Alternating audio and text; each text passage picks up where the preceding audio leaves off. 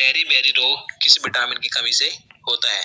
देखिए मैं आपको बता दूं, जितने भी क्वेश्चन मैं आपके लिए इस वीडियो में लेकर आया हूं, अगर आपको उनमें से किसी का भी आंसर पता है तो आप हमें कमेंट बॉक्स में लिखकर बता सकते हैं। तो इसका राइट आंसर ऑप्शन बी हो जाएगा, विटामिन B1। विटामिन B1 की कमी से बेरी बेरी रोग होता है। अब देखिए विटामिन B1 का रासायनिक नाम क्या होता है? तो थायमीन विटामिन B1 का रासायनिक नाम होता है। देखिए मैं आपको बता दूं, ये जो विटामिन का टॉपिक है ये वेरी इंपॉर्टेंट है, क्योंकि यहाँ से अधिकतर एग्जाम में क्वेश्चन देखने को मिलते हैं। तो इसके लिए मैंने पहले से एक वीडियो बना दिया है, आप हमारे चैनल में जाकर उस वीडियो को देख सकते हैं। देखिए यहाँ पर अगर हम बात करें विटामिन ए की, तो विटामिन ए का रासायनिक नाम क्या होता है? रेटिनोल होता है। और विटामिन सी का रासायनिक नाम एस्कॉर्बिक एसिड होता है। और विटामिन B12 का रासायनिक नाम होता है साइनोकोबाल्मिन। तो आपको याद रखना है। चलिए अगला क्वेश्चन देखते हैं, पेप्सिन क्या होता है? तो देखिए पेप्सिन एक एंजाइम है, तो इसका आंसर ऑप्शन बी हो जाएगा, एंजाइम। देखिए यह प्रोटीन को पेप्टोन्स में परिवर्तित करता है, और देखिए ये भोजन में प्रोटीन को पचाने में हेल्प करता है। तो आपको याद रखना है। देखिए यहाँ पर मैं आपको बता दूं, जो हार्मोन होते हैं, हार्मोन हमारे शरीर के अंगों के विकास में सहायक होते हैं। तो चलिए अगला क्वेश्चन देखते हैं, ग्लूकोज का ग्लाइकोजन में परिवर्तन यकृत में होता है, किंतु इसका संग्रह कहाँ होता है? तो देखिए जो ग्लूकोज होता है, इसका ग्लाइकोजन में परिवर्तन तो यकृत में होता है, लेकिन पूछा गया है कि इसका संग्रह यानी कि ये इकट्ठा यानी कि एकत्र कहाँ पर होता है? तो इसका आंसर ऑप्शन सी हो जाएगा, यकृत तथा पेशियों में। आपको याद रखना है, जो ग्लूकोज होता है ये एकत्र होता है यकृत तथा पेशियों में, और इसका ग्लाइकोजन यकृत में होता है। तो आपको याद रखना है। चलिए अगला क्वेश्चन देखते हैं, पित्त का मुख्य कार्य क्या होता है? तो देखिए पित्त गहरे हरे या पीले रंग का एक द्रव है जो पाचन में सहायक होता है। तो इसका आंसर क्या हो जाएगा? ऑप्शन डी हो जाएगा, पाचन में सहायक होता है। देखिए यह भोजन को क्षारीय बनाता है। और देखिए इससे संबंधित दो क्वेश्चन एग्जाम में बार बार रिपीट होते हैं, कौन कौन से? कि पित्त बनता कहाँ पर है और ये एकत्र कहाँ पर होता है। तो देखिए पित्त जो बनता है ये लीवर यानी कि यकृत में बनता है, और ये एकत्र हो जाता है यानी कि जमा हो जाता है पित्ताशय में। तो आपको ये जरूर याद रखने हैं। चलिए अगला क्वेश्चन देखते हैं,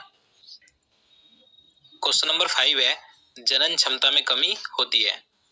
तो देखिए महिलाओं तथा पुरुषों में जनन क्षमता में कमी विटामिन ई की कमी से होती है। तो इसका आंसर क्या हो जाएगा? ऑप्शन डी हो जाएगा, विटामिन ई की कमी से। अब देखिए विटामिन ई का रासायनिक नाम क्या होता है? तो टेकोफेरोल होता है। तो आपको याद रखना है। चलिए नेक्स्ट क्वेश्चन देखते हैं, निम्नलिखित में से कौन सा दूध प्रोटीन है? तो इसका राइट आंसर ऑप्शन सी हो जाएगा, केसीन है। देखिए केसीन हमें दूध में मिलता है जो कि एक प्रोटीन है। अब देखिए कई क्वेश्चन यहाँ से भी एग्जाम में पूछे जाते हैं कि दूध का उजला रंग किसके कारण होता है? तो दूध का उजला रंग केसीन प्रोटीन के कारण होता है। अब देखिए दूध का पीला रंग किसके कारण होता है, ये भी आपको याद रखना है। तो दूध का पीला रंग कैरोटीन प्रोटीन के कारण होता है। तो आपको दोनों याद रखने हैं। चलिए नेक्स्ट क्वेश्चन देखते हैं, किस विटामिन को हार्मोन भी कहा जाता है? तो इसका राइट आंसर ऑप्शन सी हो जाएगा, विटामिन डी को। आपको याद रखना है, विटामिन डी को हार्मोन कहा जाता है। अब देखिए विटामिन डी का रासायनिक नाम क्या होता है? तो कैल्सीफेरोल विटामिन डी का रासायनिक नाम होता है। अब देखिए विटामिन डी हमें कहाँ कहाँ से प्राप्त होता है? तो अंडों, मक्खन, सूर्य की धूप तथा मछलियों की लीवर के तेल से हमें विटामिन डी प्राप्त होता है। अब देखिए विटामिन डी की कमी से कौन सा रोग हो जाता है? तो बच्चों में रिकेटस रोग हो जाता है यानी कि सूखा रोग हो जाता है, और वयस्कों में ओस्टियोमलेशिया रोग हो जाता है। तो आपको याद रखने हैं। चलिए अगला क्वेश्चन देखते हैं, मलेरिया रोग का प्रमुख कारक क्या है? राइट आंसर ऑप्शन बी हो जाएगा, परजीवी प्लाज्मोडियम। ये मलेरिया रोग का प्रमुख कारक होता है जिसकी वजह से मलेरिया रोग होता है। अगर हम यहाँ पर बात करें लीशमनिया, ये किसका प्रमुख कारक होता है यानी कि इसकी वजह से कौन सा रोग होता है? तो इससे काला जार होता है। और यहाँ पर बात करें विब्रियो कोमा, इसकी वजह से कौन सा रोग होता है? तो हैजा रोग होता है। तो आपको याद रखने हैं। तो चलिए आगे नेक्स्ट क्वेश्चन देखते हैं, यांत्रिक ऊर्जा को विद्युत ऊर्जा में बदलता है। अगर आपने चुना है ऑप्शन डी तो बिल्कुल सही है, डायनेमो। ये यांत्रिक ऊर्जा को विद्युत ऊर्जा में बदलने का कार्य करता है। अगर हम यहाँ पर बात करें विद्युत मोटर की, तो ये क्या कार्य करती है? ये विद्युत ऊर्जा को यांत्रिक ऊर्जा में बदलती है। और यहाँ पर बात करें लाउड स्पीकर की, तो देखिए विद्युत ऊर्जा को ये ध्वनि ऊर्जा में बदलता है, लाउड स्पीकर। और यहाँ पर बात करें माइक्रोफोन के बारे में, तो ये ध्वनि ऊर्जा को विद्युत ऊर्जा में बदलता है। तो आपको ये चारों याद रखने हैं। चलिए आगे अगला क्वेश्चन देखते हैं, क्वेश्चन नंबर 10 है, हृदय में विकार का पता लगाने के लिए किसका प्रयोग किया जाता है? राइट आंसर ऑप्शन डी हो जाएगा, ECG। इसका पूरा नाम इलेक्ट्रोकार्डियोग्राफ होता है। हृदय में किसी प्रकार का विकार हो या कमी हो उसका पता लगाने के लिए ईसीजी का प्रयोग किया जाता है। अगर हम यहाँ पर बात करें पेस मेकर की, पेस मेकर का उपयोग हृदय की गति कम हो जाने पर उसे सामान्य अवस्था में लाने के लिए किया जाता है। और यहाँ पर बात करें सीटी स्कैन के बारे में तो आप सभी को इसके बारे में पता ही होगा। सीटी स्कैन का उपयोग संपूर्ण शरीर के किसी भी भाग की विकृति का पता लगाने के लिए किया जाता है। और यहाँ पर बात करें ईईजी, इसका पूरा नाम इलेक्ट्रोइंसोफेलोग्राफ होता है। इसका प्रयोग मस्तिष्क संबंधी बीमारियों का पता लगाने के लिए किया जाता है। तो आपको चारों याद रखने हैं। तो चलिए आगे नेक्स्ट क्वेश्चन देखते हैं। निम्नलिखित में से किस रंग की तरंग दैर्घ्य सर्वाधिक होती है?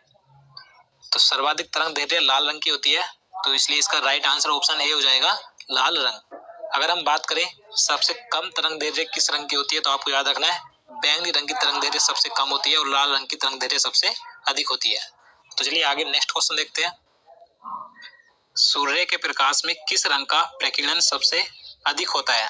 देखिए इससे पहले क्वेश्चन में हमने तरंग दैर्घ्य की बात की थी, अब इसमें बताना है कि किस रंग का प्रकीर्णन सबसे अधिक होता है, यानी कि सूर्य के प्रकाश में कौन सा रंग अधिक फैलता है। तो इसका सही आंसर ऑप्शन सी हो जाएगा बैंगनी रंग। बैंगनी रंग का प्रकीर्णन सबसे अधिक होता है सूर्य के प्रकाश में और सबसे कम प्रकीर्णन होता है लाल रंग का।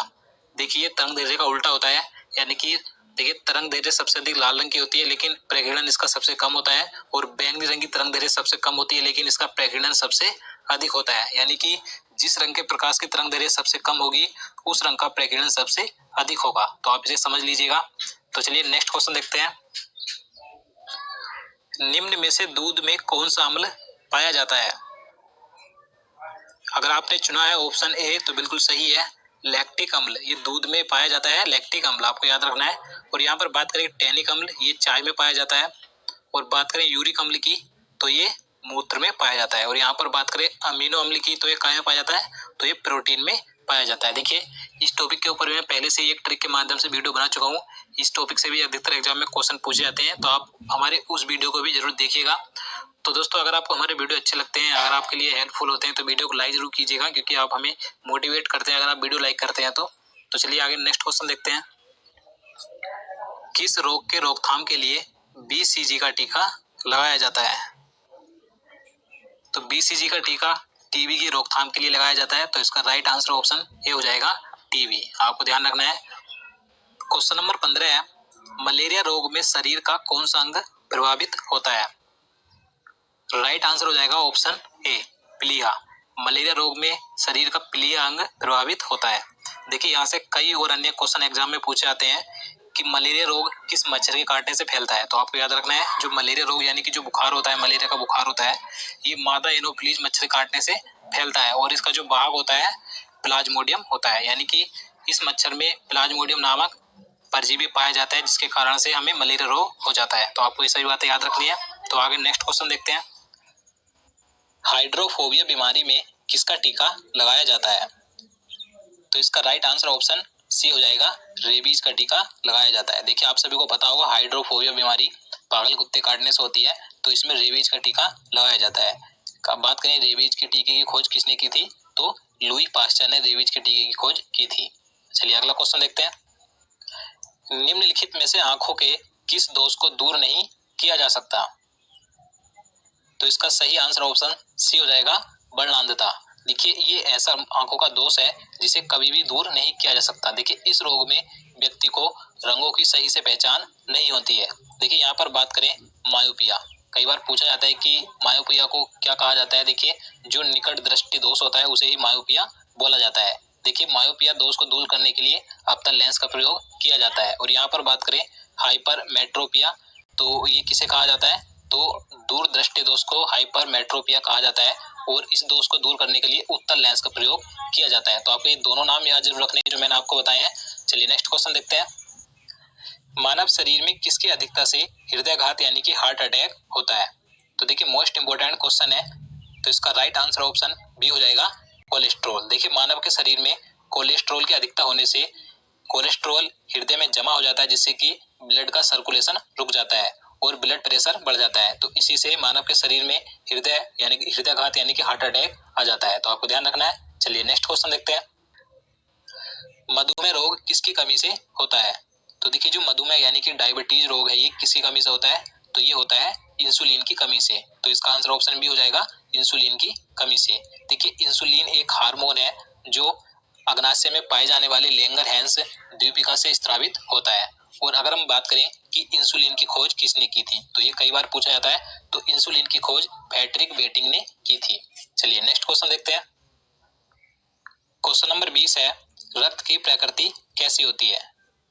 तो देखिए सबसे पहले मैं आपको बता दूं, किसी भी स्रोत का पीएच वैल्यू अगर 7 से ज्यादा होती है तो वो क्षारीय होता है, अगर 7 से कम होती है तो वो अम्लीय होता है।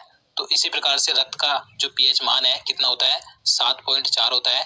तो इसीलिए रक्त क्षारीय होता है। तो इसका आंसर क्या हो जाएगा? ऑप्शन बी हो जाएगा, क्षारीय होता है। तो मैंने आपको बताया कि अगर 7 से पीएच वैल्यू ज्यादा हो तो क्षारीय होता है, 7 से कम हो तो अम्लीय होता है, लेकिन अगर 7 हो तो वो उदासीन होता है। और देखिए मैं आपको बता दूं, मैंने एक काफी दिनों पहले एक पीएच वैल्यू का एक वीडियो अपलोड किया था। अगर आपने वो वीडियो नहीं देखा था उसे जरूर देखिएगा, क्योंकि पीएच मान से भी अधिकांश क्वेश्चन एग्जाम में देखने को मिलते हैं। चलिए नेक्स्ट क्वेश्चन देखते हैं। पाचन क्रिया में प्रोटीन निम्नलिखित में से किस पदार्थ में बदल जाती है? तो देखिए प्रोटीन का पाचन होने के बाद, यानी कि जब प्रोटीन का पाचन और क्रिया होती है तो उसके बाद ये एमिनो अम्ल के रूप में बदल जाती है। तो इसका आंसर ऑप्शन सी हो जाएगा, एमिनो अम्ल में बदल जाती है। नेक्स्ट क्वेश्चन देखते हैं। वह जीव जो मृत कार्बनिक पदार्थ पर उगता है, यहाँ पर उगता है लिखने में मिस्टेक हो गई, तो उसे क्या कहा जाता है? तो उसे कहा जाता है सेप्रोफाइट। तो इसका आंसर ऑप्शन सी हो जाएगा, सेप्रोफाइट। आपको याद रखना है। अगला क्वेश्चन देखते हैं। निम्न में से कौन सा पदार्थ शरीर के प्रति और नई कोशिकाओं के निर्माण में सबसे अधिक आवश्यक है? तो इसका सही आंसर ऑप्शन डी हो जाएगा, प्रोटीन। देखिए प्रोटीन शरीर के प्रति नई कोशिकाओं के निर्माण में सबसे आवश्यक होता है। तो आपको याद रखना है। अगला क्वेश्चन देखते हैं। क्वेश्चन नंबर 24 है, स्तनधारियों का सबसे महत्वपूर्ण लक्षण क्या है? तो देखिए जो स्तनधारी होते हैं उनका सबसे महत्वपूर्ण लक्षण है 4 कोष्ठीय हृदय। तो इसका आंसर ऑप्शन बी हो जाएगा, 4 कोष्ठीय हृदय। यानी कि उनका जो हृदय होता है, उनके हृदय में 4 चैम्बर यानी कि 4 कक्ष होते हैं। 4 कोष्ठीय हृदय होता है उनका, जैसे कि मनुष्य, व्हेल मछली, चमगादड़, कंगारू। तो जितने भी स्तनधारी हैं उनके 4 कोष्ठीय हृदय होते हैं। तो आपको याद रखना है। तो चलिए अब आज का क्वेश्चन देख लेते हैं, जिसका आंसर आपको कमेंट बॉक्स में जल्दी से लिखकर बताना है।